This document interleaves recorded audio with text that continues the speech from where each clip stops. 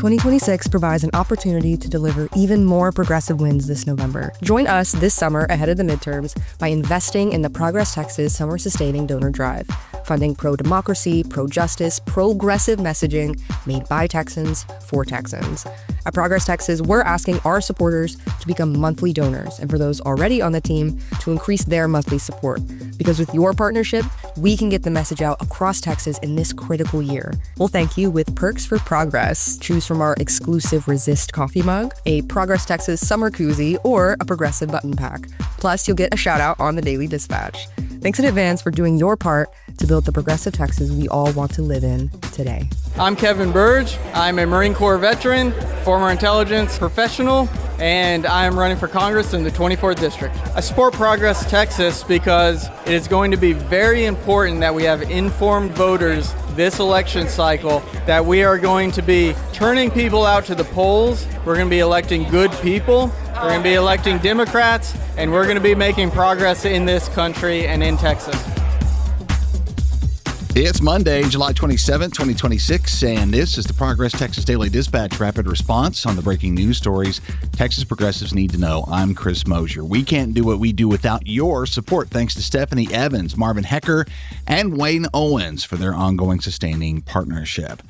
Even as all of us, progressives and conservatives alike, are up in arms over data centers and the broad range of environmental impacts they threaten, the folks who make the plans for our state's water future are whistling past the graveyard. Hannah Norton at Community Impact reminds us that Texas is facing a looming resource crisis driven by inadequate oversight and reckless planning surrounding industrial water consumption, the magnitude of which remains a mystery. As the Texas Water Development Board's initial 2027 state water plan, unveiled a few days ago, fails to meaningfully address the massive water demands of rapidly expanding data centers and cryptocurrency operations. Despite projections that a severe drought could cost the state billions in economic damage while existing water supplies decline, state officials admit they lack critical data on tech facility usage, primarily because over 80% of data center operators routinely ignore mandatory annual water surveys. And as a result, state water regulators are largely in the dark about both the current and future impacts on both our public water supplies and our vulnerable and finite aquifers. And they're choosing to stay in the dark. Instead of taking aggressive action, state planners have been rejecting petitions to mandate standalone demand projections for the tech industry, hiding behind regional bureaucracy and voluntary reporting. While the tech industry threatens our long-term sustainability, the Texas Water Development Board stands idly by with their hands in their pockets.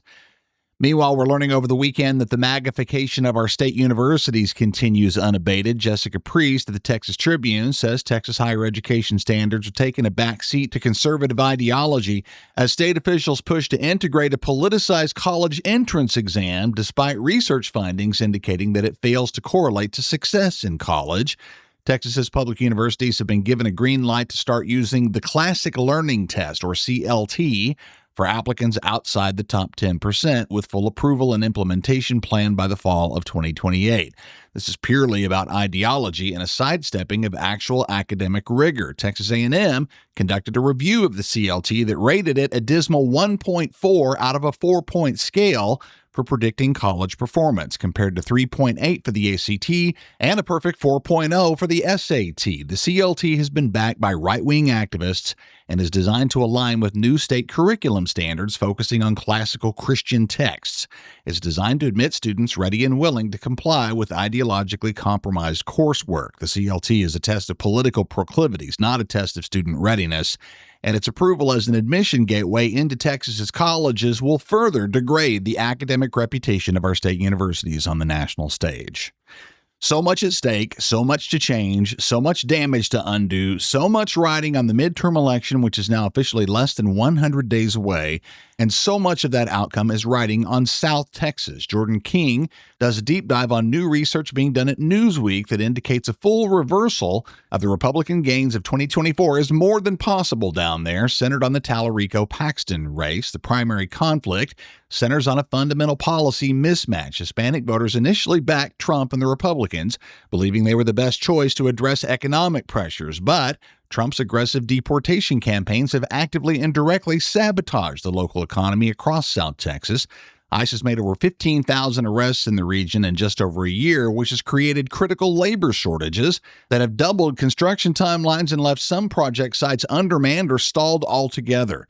All that redistricting done by Republicans on a bet that Latino voters would remain loyal to Trump no matter what is starting to look like a futile maneuver in South Texas. This Newsweek piece is full of really interesting and interactive maps that dramatically depict the seismic shifts that those counties have undergone and continue to experience. Highly recommended. Link in the show notes. Sticking with the RGV, Eden Shamey at the Texas Observer is out with a nice piece on Democratic congressional nominee Bobby Pulido and his run against incumbent Republican Monica de la Cruz in Congressional District 15, in which the incumbent has been severely undermined by redistricting. As much as 80% of the district's newly drawn electorate is unfamiliar with her record, and her own polling is showing the race in a statistical tie. Pulido's campaign has been carefully charting a middle course, avoiding an embrace of overtly progressive ideology while also avoiding hostility towards the Democrats' recently ascendant left wing. Pulido's been keeping his policy focus on structural economic relief, lowering Medicare eligibility to age 55, strengthening antitrust laws, and fighting back against the severe SNAP and health care cuts that Republicans have tucked into federal spending packages. Monica de la Cruz's Oppo research-driven attacks against Pulido have so far been apparently ineffective in countering the damage done to her brand by her own party's actions and redistricting strategy. And finally this morning, over the weekend, James Talarico scored an official feather in his cap as Donald Trump saw fit to trash him by name in the middle of a major address. This was at the rescheduled White House Correspondents' Dinner where Trump worked Talarico into his list of favorite targets.